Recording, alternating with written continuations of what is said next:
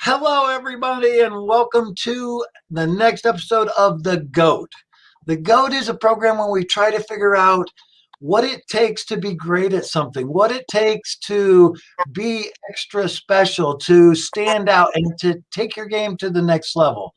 So now, today, or let me talk about last week. Last week, we had a gentleman. His name was Chris Lawson. He was a soccer coach from Rockhurst.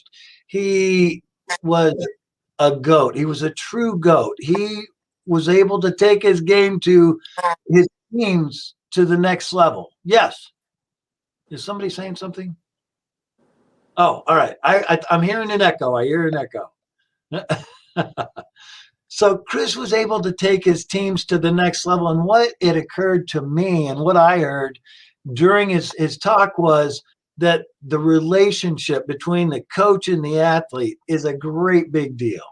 And he talked about integrity, and he talked about developing the person, not just the athlete, but developing the person. And tonight I'm so excited to have Sam Davis and Maria the Mount Ortiz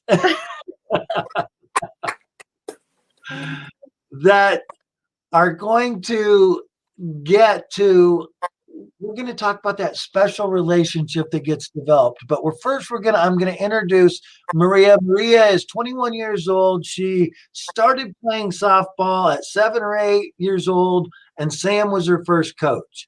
And they've always had this connection since then, and she's going to be talking about that. And I want to talk a little bit about Sam. Sam has been my insurance guy forever. For 15 years, I've known Sam, and it's been an honor. He was one of my first clients. Now I'm a client of his, and he's taken on coaching in different ways, mentoring people, taking people to the next level is what Sam is all about. And so I am so excited to have Sam on our show tonight and talk about his journey. You know what? He wasn't, I don't even know if you played baseball or softball, did you, Sam? No. And Played so one year.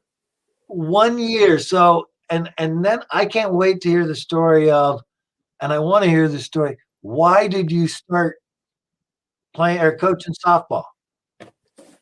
My kids couldn't find a coach. My two of my youngest and my middle daughter could not find a coach.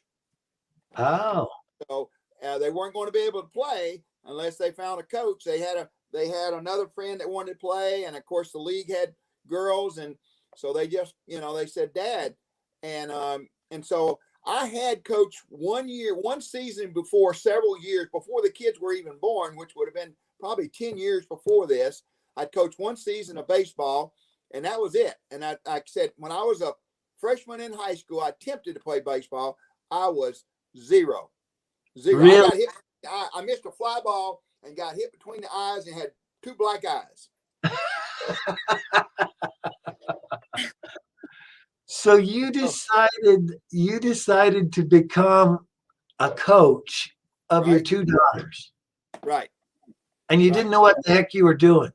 I had no idea. So we took them the first year, and me and another guy, their friend, we decided to co-coach it.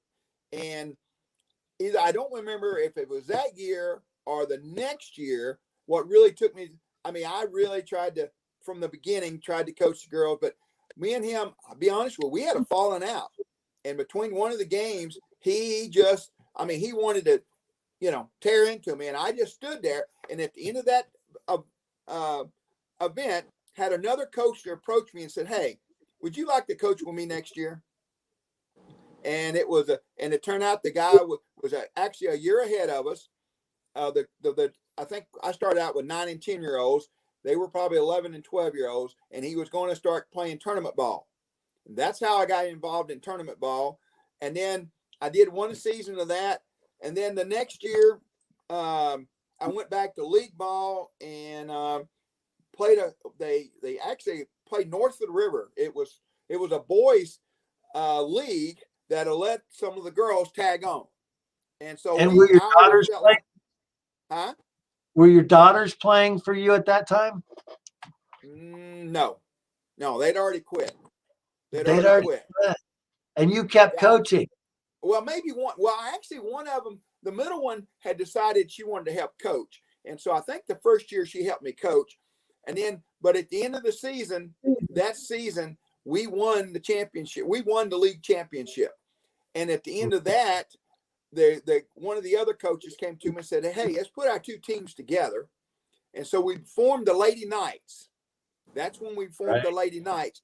Actually, the year before that, I belonged to a Knights of Pythias, which is an organization, and they gave a good donation to the tournament team.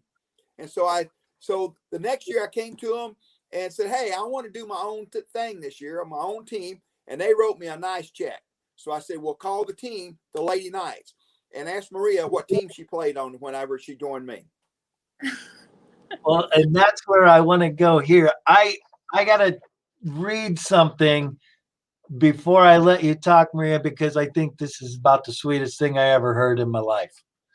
So Coach Sam was the best first coach I ever had. He was like family. And from this day forward, we still have connection in some way. What I remember the most about playing for Coach Sam was that he would train us to be the best, And I liked that about him. He trained us hard. And then this part right here, he pushed everybody to be their best where we needed to be in softball. I don't know how to describe Sam. He was just the best of the best in general and in softball. That just about made me cry when I was like reading this. I'm like, well, wow, that is so cool. So tell me now, the start of your journey. Because what was going out for softball like 7 or 8? What was that like for you? Scary. It was scary. I don't know what started me to start playing softball, but me and my sister, my older sister, gathered and we just started playing. And we met Sam. We met a couple players, and I was scared to play. But then I'm like, okay. And I thought Coach Sam. When I first met Coach Sam, I'm like, oh, he's about to be a mean coach. He's gonna be crazy, yelling at us, this and that. Right. But he is mean, isn't he? No. No, he's not. He's not mean or nothing. No, but training us hard. That's the best part. Like if you don't train hard, you're not gonna be where you're gonna be at today. That's where I'm at today. Is because of him, and he pushed me. We still have a connection and everything, and I like that. And he does still support me from this day forward, and that's what I like about him. Yeah. Well, tell me about your journey as far as you starting out. Where did you play? What was it like? Do you feel like you became good, as good as you wanted to be? Yes, I did. I had started off as a pitcher when I was with him, and it was hard. Pitchers like the main thing. That's like the main thing of everything in the position, and like me training hard, I got tired of it. Like my mom always made fun of me. Like I walked out of the softball one arm bigger than the other one, because of me pitching so much. Right. But it's a lot of work, but I show up every day, and you learn by your mistakes, and you learn every day how to become a better person as you are. And from this day forward, I still would be a pitcher, but that's a lot of work now for me. Right. Your life changes. Yes. So, what mistakes have you learned from? Like, let's take some of the lessons that you've learned in softball from Coach Sam, from just the lessons in softball. What have you learned? Let's see here. Well, never to give up. That was for me. I did give up in softball, but at the end of the day, you cannot. Like I did not give up. I tried my hardest and everything. Because why give up in softball? That's not the key word. Is to give up. You don't. You try hard every time. Every time you step onto the field, Yes. you're the hardest. I love that. Sam, you got a train going off in your house?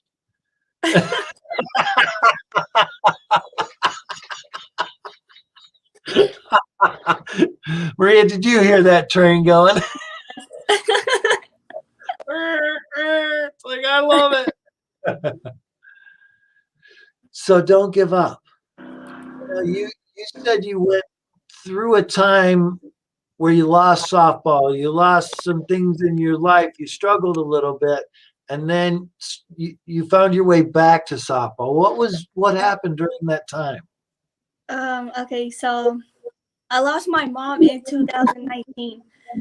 And well, I graduated in 2017, and then like I stopped playing softball because I graduated, which I've been working after I graduated, and then like I had a rough time. I had my dad in the hospital, and then my brother, and then next thing you know, my mom passes away, and then so like from that day forward, I did shut down, and I did not wanted to play softball. I didn't want to do anything like that, but when I was little, well, from this day forward, my mom she always supported me in softball. She was my coach. Like we made our own team of her, this and that. And Coach Sam knows that she's always there at our game. She's always ringing the bells, doing this, doing that.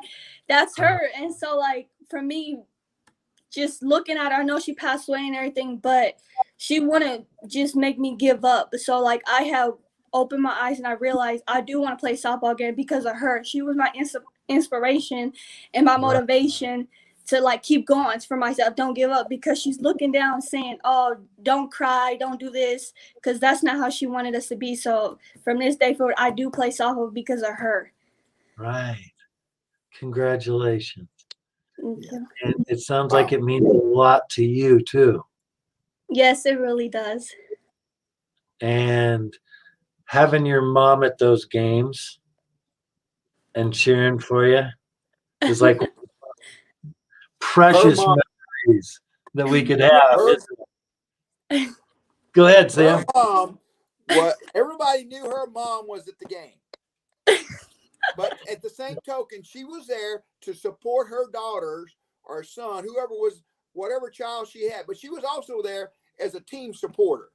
I mean, not only for her kid, but she was there for the team. Yes. Right. Yeah.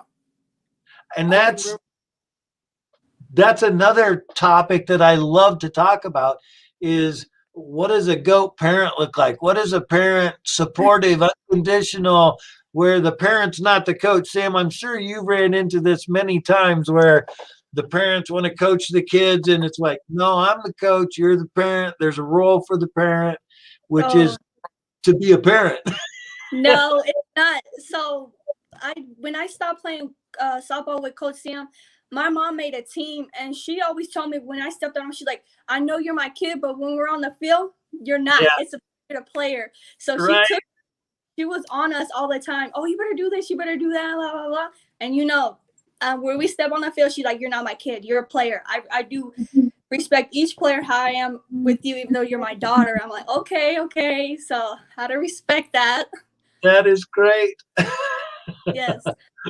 And then, but when she was a spectator, she was a spectator for the team. I mean, she rooted for the team. I mean, really, she really did. Sam, you've had a lot of great athletes throughout the time, and I want to talk about just a question. What do the parents of great athletes look like? Because here's one thing that I'm trying to figure out is, I have found that like GOAT athletes, great athletes, the parents play certain roles. And what I'm trying to do is figure that out for all these parents out there of great athletes and of dedicated people. It's like, what does a great GOAT athlete parent look like? They're willing to make sacrifice for their kids. Number one, it takes a lot of money to be a good athlete. If they're going to go up, they're willing to sacrifice their time, but then they're also willing to let the coach be the coach. Right. And I mean, whenever like Maria said, her mom, whenever she walked off the field, she was a parent. And if she was a coach, but whether it's a parent, needs to stay behind the fence.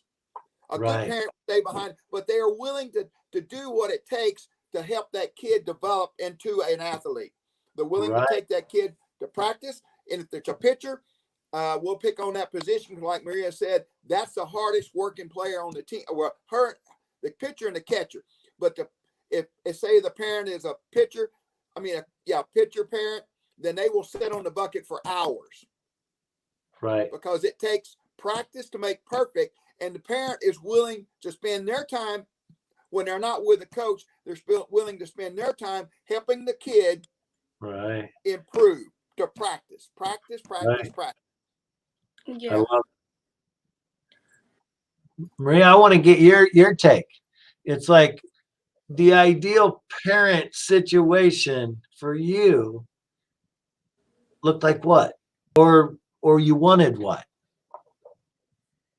Well, okay, so like when my mom, when she had her team, whatever, but like when we didn't have practice, I do come home, practice, pitching, this and that. My mom she was a motivator. She always told me what's right from wrong. And like Coach Sam, it's always the flick of the wrist when we used to pitch. Like it's always like, and then like I always like from pitching so much, I pitch like maybe 3 or 4 games straight, nonstop. No substitute or nothing, and like I come home with scratches, my whole hands, thread, and everything's all messed up. But at the end of the day, how are you gonna learn from your mistakes, or how are you gonna learn to be a hard-working player? So that's what it is. My mom always said that you don't go on the field, you don't come home clean. I want your jersey and your all dirty. You don't come home clean. It's always dirty. So that's what it is. Yes. That's like that unconditional pushing. I love you. I'm doing this for you. It's not feeling like guilt or shame. It's holding you accountable to get to where you want to be. Yes. I love that. So another question I have for both of you too, and this is I look back over my sporting career and I can just pinpoint certain coaches and what they did to me in my life and how they changed it and motivated, and some were bad. I mean, I look at some and it's like, oh God, I barely made it through that alive. And so what I'm looking for is to perform your best so that you're the most ready and motivated to perform your best, Maria and Sam, to get them there. It's like, what kind of relationship is best for like a coach and an athlete? What is a healthy relationship like? Because you guys have known each other now for 15 years. Oh, quite a while, yeah. Right? That's unreal. I love that. Yeah. I believe as a coach, the coach has to get the respect of the players, and the coach has to be a person that leads by example, for one, and then the coach has to lay down the rules and and expect the rules to be followed. I mean, and when the coach has to realize that they're not perfect, and they have to, the players have to realize. But at the same time, when a coach makes a decision, the kids know that they're making the best decision for the team's benefit. It's not always about winning, but it's for the team that the coach is making the decision. Sam, you said something that I really want to dig into a little bit. The coach needs to get the respect of the athletes. So, or from the athletes. How do you get that? How do you develop that? It takes time, but I think they have to see that you're there for the player.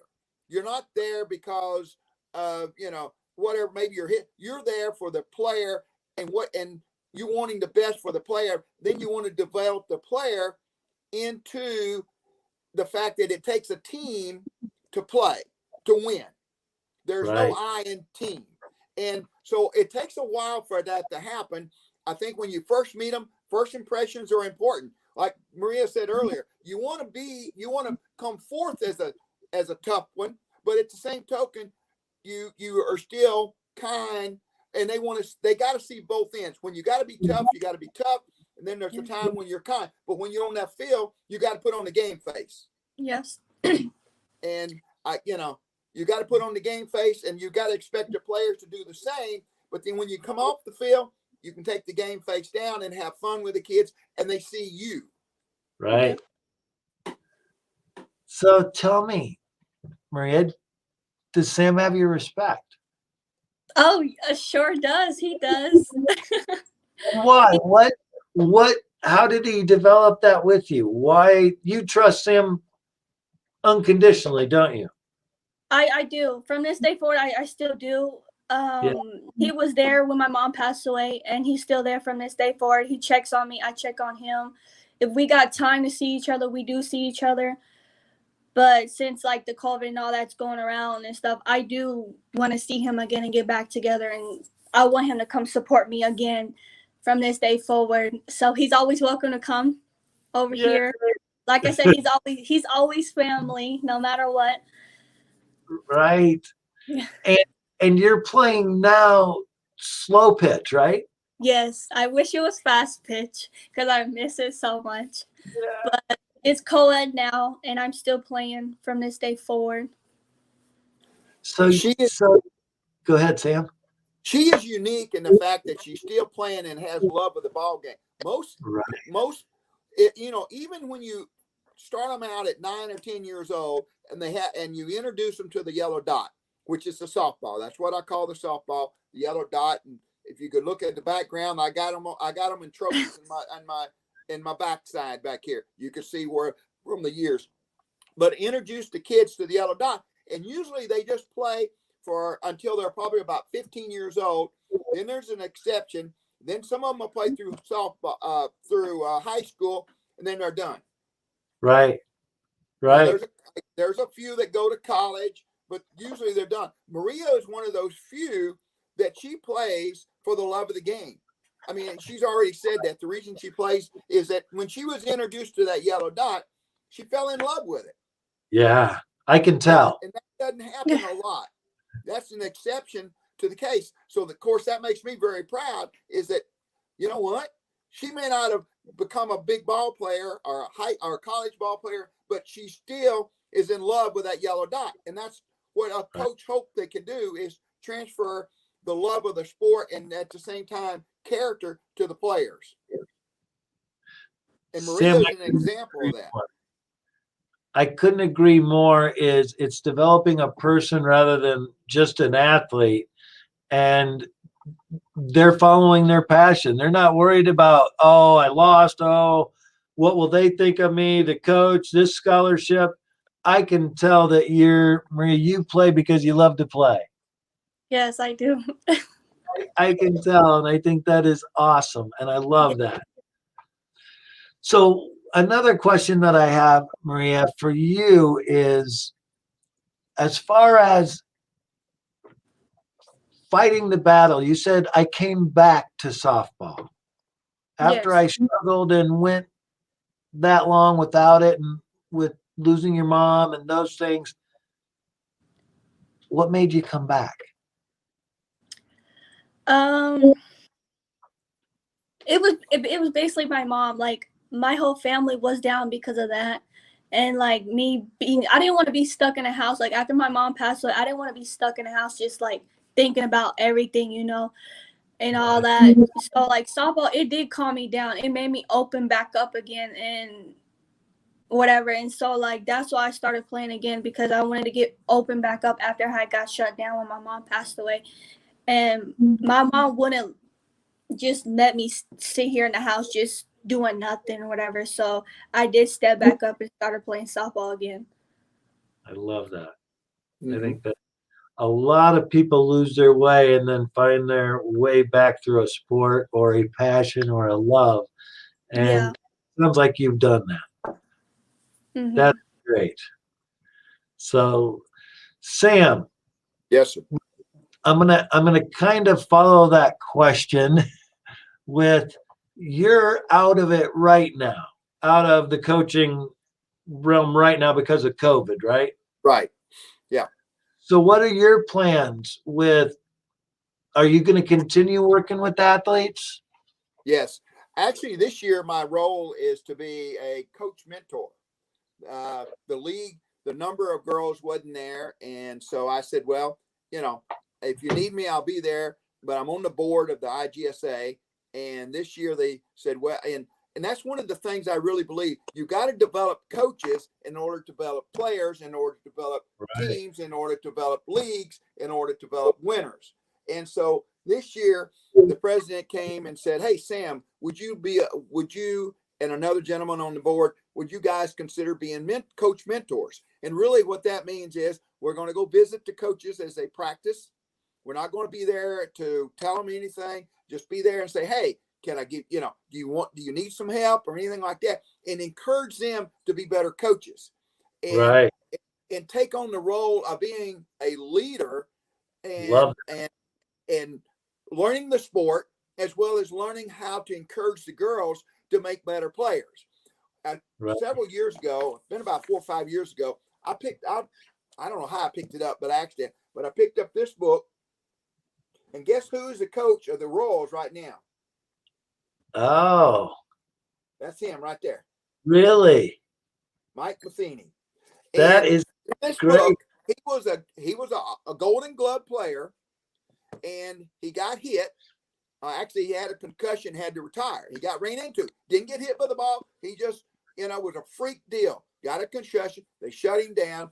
And after a couple of years, they came to him and they said, we would like for you to coach your team.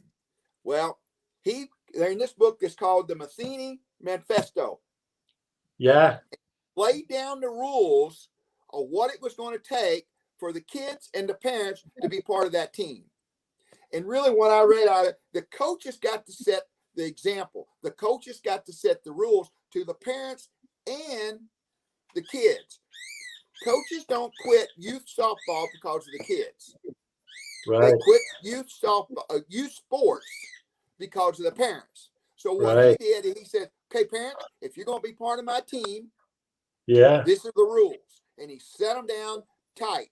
And that's what our coaches got to do. He's got to control the whole team. And when I say the whole team, he's got to control the parents, the grandparents, and the players on the field.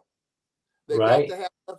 So my job this year to encourage the coach to get to the point where the team respects them, and they, not for winning the game, but for just how it can be done and how the girls can develop. So they are future Marias in the future. Right. Because sports makes a difference in a person's life. You told me that many times. Huge. People that play sports make better person. And Maria is an example of that. She was introduced to the yellow dot at 10 years old and has continued. But her influence of playing on a team, playing athletics, has made her it's one of the things that's made her the person she has. The other one is her mom. Right. I say that because, you had to know her mom to know what I meant on that. She sounds like a very unique individual. Well, all right. Well, the way I like to kind of end working with our guests is I would like just a brief thought of what does it take in your mind for somebody to be a GOAT, to be great at what they do? And either one can answer.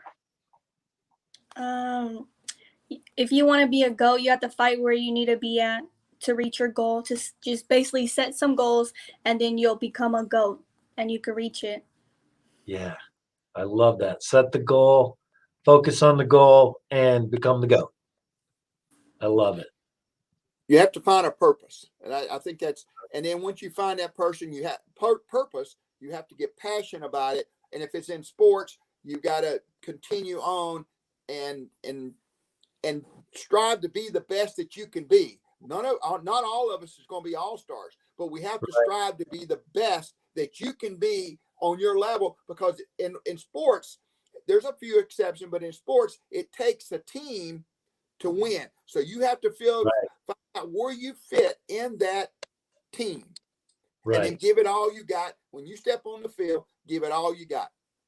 Exactly. And practice hard. Practice makes perfect.